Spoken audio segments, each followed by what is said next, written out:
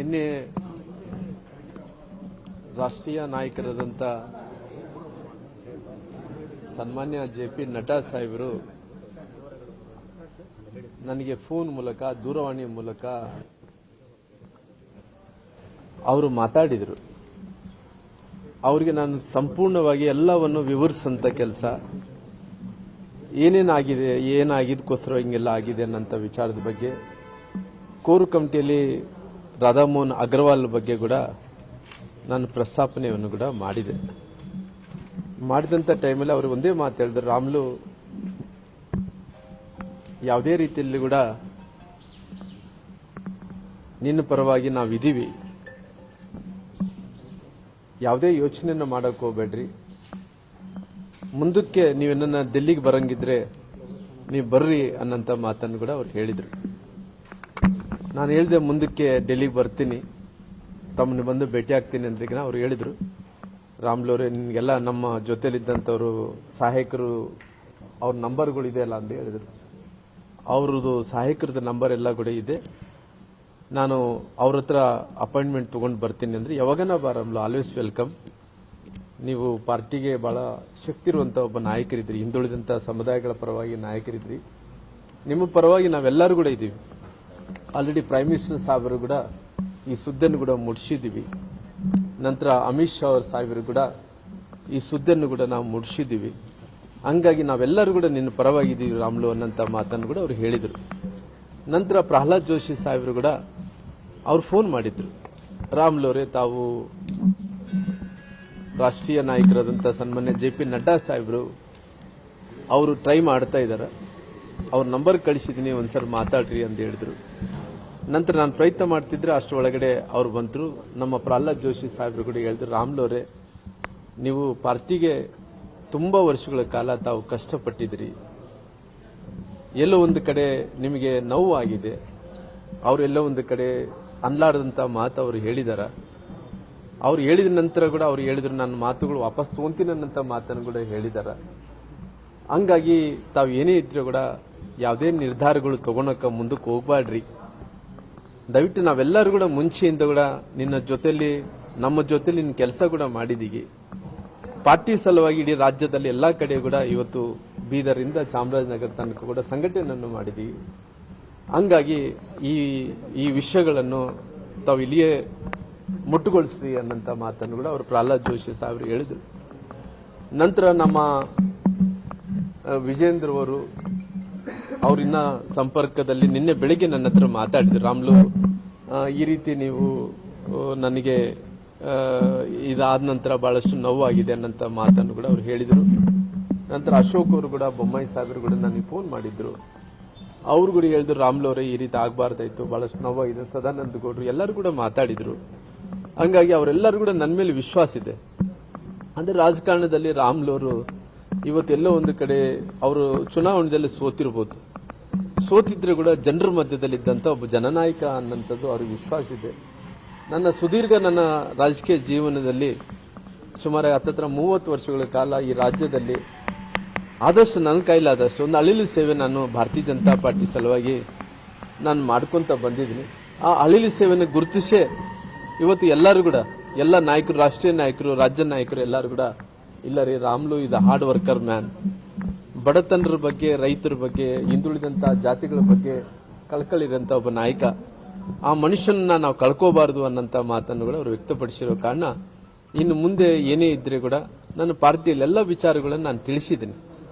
ಅಂದ್ರೆ ನಾನು ಯಾವುದೇ ಮನಸ್ಸಲ್ಲಿ ಇಟ್ಕೊಂಡು ಯಾವ ವಿಷಯವನ್ನು ಕೂಡ ಒಳಗಡೆ ಇಟ್ಕೊಳ್ಳಾರ್ದಂತ ಎಲ್ಲ ವಿಷಯಗಳನ್ನು ನಾನು ಪಾರ್ಟಿಯವರಿಗೆ ತಿಳಿಸಿದ್ದೀನಿ.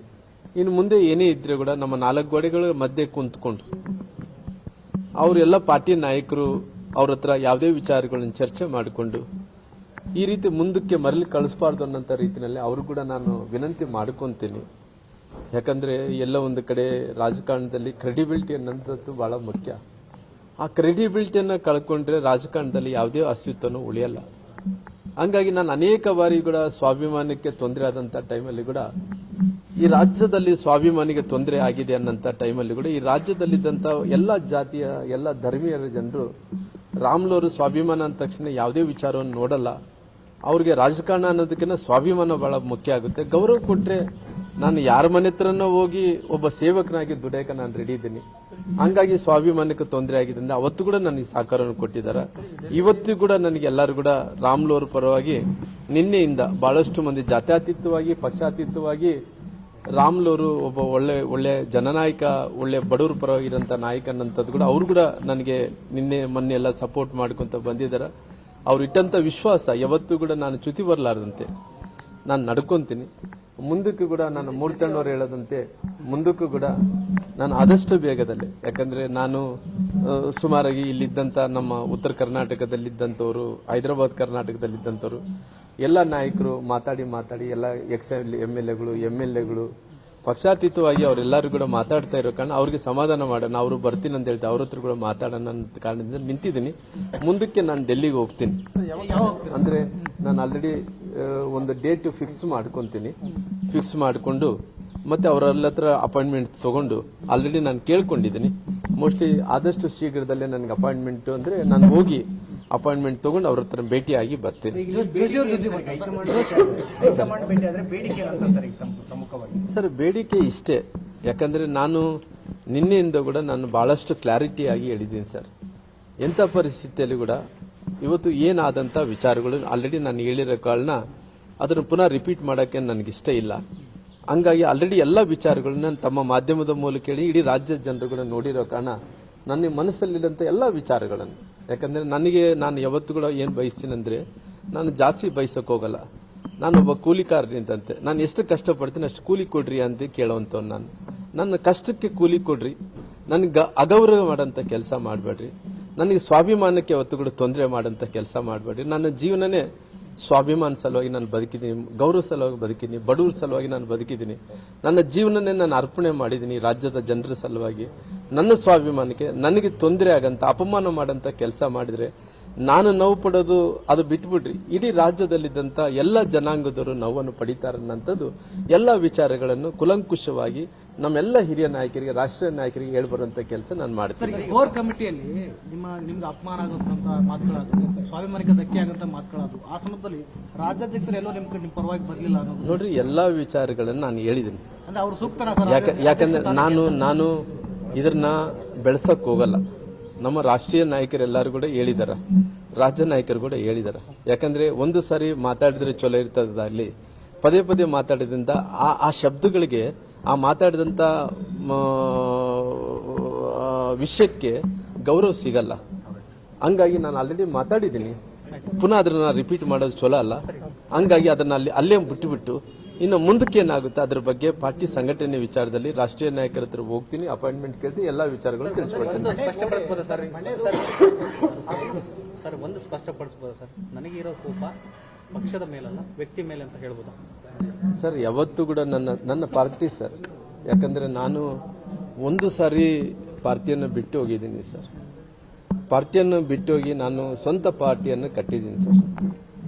ಆ ಸ್ವಂತ ಪಾರ್ಟಿ ಕಟ್ಟಂತ ಟೈಮಲ್ಲಿ ಮೊಣಕಾಲ್ಮೂರಲ್ಲಿ ಕೂಡ ಅವತ್ತು ತಿಪ್ಪೇಸ್ವಾಮಿ ಅವರು ಏನಿದ್ರು ನನ್ನ ಪಾರ್ಟಿ BSR ಪಾರ್ಟಿನಿಂದ ಗೆದ್ದಿದ್ದರು ಸರ್. ಅಂದ್ರೆ ನಾನು ಬಿಜೆಪಿಯಲ್ಲಿ ಮೊಣಕಾಲ್ಮೂರು ಗೆಲ್ಲಿದ ಮುಂಚೆನೆ ಅಲ್ಲಿ BSR ಇಂದ ಅಲ್ಲಿ ತಿಪ್ಪೇಸ್ವಾಮಿ ಅವರು BSR ಪಾರ್ಟಿಯಿಂದ ಗೆದ್ದಿದ್ದರು ಸರ್.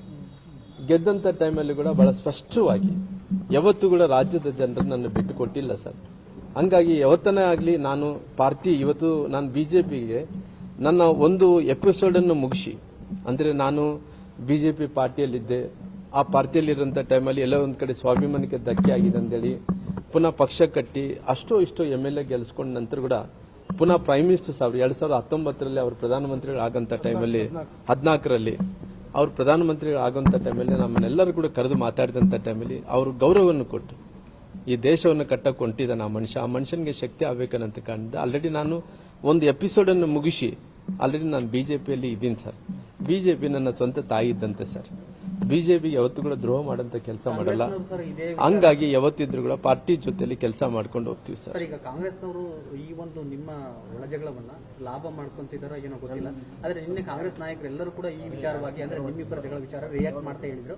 ಚಲುವರಾಯಸ್ವಾಮಿ ಅವರು ಒಂದು ಮಾತು ಹೇಳಿದ್ರು, ಲೋಕಸಭೆ ಚುನಾವಣೆ ಸಂದರ್ಭದಲ್ಲಿ ಶ್ರೀರಾಮುಲು ಅವರು ಕಾಂಗ್ರೆಸ್ಗೆ ಬರೋದಕ್ಕೆ ಸಿದ್ಧರಿದ್ರು ಅಂತ ನೋಡಿ ಸರ್, ಚಲುವರಾಯಸ್ವಾಮಿ ಸರ್ ಇವತ್ತು ಸ್ವಾಗತ ಮಾಡ್ತೀವಿ ಅಂತ ಸರ್ ರಾಜಣ್ಣ ಹೇಳಿದ್ದಾರೆ. ಅಲ್ಲ, ಯಾವತ್ತು ಕೂಡ ಯಾರನ್ನ ಕರೀತಾರೆ ಸರ್? ಒಳ್ಳೆಯವರಿದ್ದರೇನೆ ಕರೆಯೋದು. ಬಹಳಷ್ಟು ಮಂದಿ ಒಂದು ಪಾರ್ಟಿಯಲ್ಲಿ ಇರ್ತಾರ, ಅಲ್ಲೇ ಪಾರ್ಟಿಗಳಲ್ಲೇ ಒಜ್ಜೆ ಆಗಿರ್ತಾರೆ. ಎಲ್ಲೋ ಒಂದ್ ಕಡೆ ರಾಜಕಾರಣ ಮಾಡ್ತಿರ್ತಾರ, ಹಿಂಗ ಮಕ ತಿರುಗೋಳ ಕಡೆನೆ ಬೈಕೊಂತಿರ್ತಾರ. ಇವತ್ತು ರಾಮ್ಲವ್ರನ್ನ ಎಲ್ಲಾರು ಕೂಡ ಕರೀತಾ ಇದಾರೆ ಅಂದ್ರೆ, ನಾನು ಸೋತಿದ್ರೆ ಕೂಡ ನನಗೆ ಶಕ್ತಿ ಇಲ್ಲ, ಅಧಿಕಾರ ಇಲ್ಲ ಇದ್ರೆ ಕೂಡ ಅವರು ರೂಲಿಂಗ್ ಪಾರ್ಟಿದಲ್ಲಿದ್ದಂತ ರಾಮ್ಲವ್ರು ಬರಬೇಕು ಅಂತ ಇದಾರೆ ಅಂದ್ರೆ ಎಲ್ಲೋ ಒಂದ್ ಕಡೆ ಗೌರವ ಇರಬೇಕಲ್ಲ, ಗೌರವ ಮುಖ್ಯ ಅಲ್ಲ. ಹಂಗಾಗಿ ಅವರೆಲ್ಲರೂ ಕೂಡ ನನ್ನ ಗೌರವದಿಂದ ಅವ್ರು ಕಂಡಿರೋ ಕಾರಣ ಇವತ್ತು ರಾಮ್ಲವರು ಇವತ್ತು ಅನೇಕ ವರ್ಷಗಳಿಂದ ಪಾರ್ಟಿ ಈ ಭಾಗದಲ್ಲಿ ಹೈದರಾಬಾದ್ ಕರ್ನಾಟಕದಲ್ಲಿ ಕಟ್ಕೊಂತ ಬಂದಿದ್ದಾನ.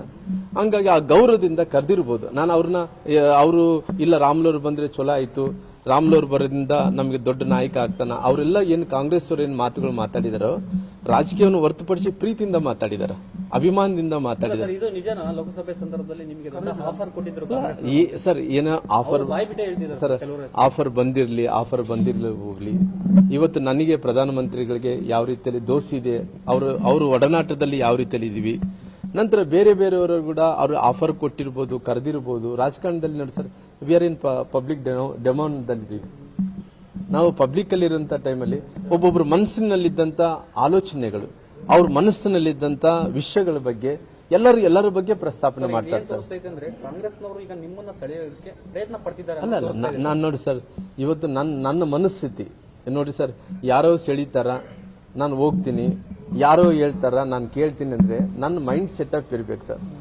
ನನ್ನ ನಿರ್ಧಾರ ಇರಬೇಕು. ನನ್ನ ನಿರ್ಧಾರ ಏನಿದೆ, ಪಾರ್ಟಿ ಬಿಜೆಪಿ ನನ್ನ ಪಾರ್ಟಿ, ತಾಯಿ ಇದ್ದಂತೆ ಆ ಪಾರ್ಟಿ ಯಾವತ್ತಿದ್ರು ಕೂಡ ಸೇವಕನಾಗಿ ಕೆಲಸ ಮಾಡ್ಬೇಕನ್ನೋದು ಅಲ್ರಿ ಸರ್. ಇವತ್ತು ರಾಮ್ಲವ್ರಿಗೆ ಇವತ್ತು ನಮ್ಮ ಎಲ್ಲ ನಾಯಕರು ಇವತ್ತು ಪಕ್ಷಾತೀತವಾಗಿ ಆ ಕಡೆ ಯಾರನ್ನ ತೋಡ್ರಿ ಪಕ್ಷಾತೀತವಾಗಿ ರಾಮ್ಲು ಒಬ್ಬ ಕ್ರೆಡಿಬಿಲಿಟಿ ಇದ್ದಂತ ಒಬ್ಬ ನಾಯಕ ಅನ್ಸ್ಕೊಂಡ. ಸೋತಿದ್ರು ಕೂಡ ನನ್ನ ಹತ್ರ ಏನಿಲ್ಲ ಸರ್. ಇವತ್ತು ಒಬ್ಬ ಗ್ರಾಮ ಪಂಚಾಯತ್ ಮೆಂಬರ್ಗಳಲ್ಲಿ ಇವತ್ತು ನಾನು ಕರೀತಾ ಇದ್ದಾನಂದ್ರೆ ಎಲ್ಲೋ ಒಂದು ಕಡೆ ರಾಮ್ಲು ಅಂದ ತಕ್ಷಣ ಒಳ್ಳೆತನ ಬೆಳೆಸ್ಕೊಂಡಿರೋಕ್ಕೋಸ್ಕರವಾಗಿ ಕರೆದಿರ್ಬೋದು ಸರ್. ಅವ್ರು ಕರೆದಿದ್ದಾರ, ನಾನು ಹಂಗ ಹಿಂಗ ಅಂದ ಹೇಳಕ್ ಹೋಗಲ್ಲ ಸರ್. ಅವ್ರು ದೊಡ್ಡತನಿಗೆ ನಾನು ಯಾವತ್ತೂ ಕೈ ಮುಗ್ತೀನಿ. ಇವತ್ತು ಕಾಂಗ್ರೆಸ್ ಅವರು ಚಲುವರಾಯಸ್ವಾಮಿ ಹಿಡ್ಕೊಂಡು, ಡಿ.ಕೆ. ಶಿವಕುಮಾರ್ ಅವರು ಹಿಡ್ಕೊಂಡು, ನಂತರ ನಮ್ಮ ರಾಜಣ್ಣವ್ರು ಹಿಡ್ಕೊಂಡು, ಸತೀಶ್ ಅಣ್ಣವ್ರು ಹಿಡ್ಕೊಂಡು ಎಲ್ಲರೂ ಕೂಡ ರಾಮ್ಲು ಅವರಂದ್ರೆ ಏನ್ ಗೌರವ ಕೊಟ್ಟಿದಾರ ಅವ್ರಿಗೆ ನಾನು ಕೈ ಮುಗಿದು. ಯಾಕಂದ್ರೆ ಅವ್ರಿಗೆ ಯಾವತ್ತಿದ್ರು ಕೂಡ ನಮ್ಮ ನಾಯಕರಾದಂತ ಸದಾನಂದ ಗೌಡ್ರು, ನಮ್ಮ ರಾಷ್ಟ್ರೀಯ ನಾಯಕರಾದಂತ ನಡ್ಡಾಜಿಯವರು, ಪ್ರಹ್ಲಾದ್ ಜೋಶಿ ಸಾಹೇಬ್ರು, ನಮ್ಮ ಸಂತೋಷ್ ಜಿಯವರು, ನಮ್ಮ ಸಂಘದ ಎಲ್ಲಾ ಪ್ರಮುಖರು ಎಲ್ಲರೂ ಕೂಡ ಜೊತೆ ನಮ್ಮ ಪಾರ್ಟಿಯಲ್ಲಿ ಇದ್ದಂತ ಬೊಮ್ಮಾಯಿ ಸರ್ ಹಿಡ್ಕೊಂಡು, ಅಶೋಕ್ ಅವರು ಹಿಡ್ಕೊಂಡು, ಸಿ.ಟಿ. ರವಿ ಹಿಡ್ಕೊಂಡು, ಸದಾನಂದ ಗೌಡ್ ಹಿಡ್ಕೊಂಡು ಎಲ್ಲರಿಗೂ ನಮ್ಮ ಕೋರ್ ಕಮಿಟಿ ಸದಸ್ಯರೆಲ್ಲರೂ ಕೂಡ ರಾಮ್ಲು ಅವ್ರ ಪರವಾಗಿ ನಿಂತಿದ್ದಾರೆ. ಅಂದ್ರೆ ಅವರೆಲ್ಲರಿಗೂ ನನ್ನಲ್ಲಿಲ್ಲಂತ ಒಳ್ಳೆತನಗಳು ಇರೋ ಕಾರಣ ಅವ್ರು ನನ್ನ ಹಿಂದೆ ನಿಂತಾರೆ.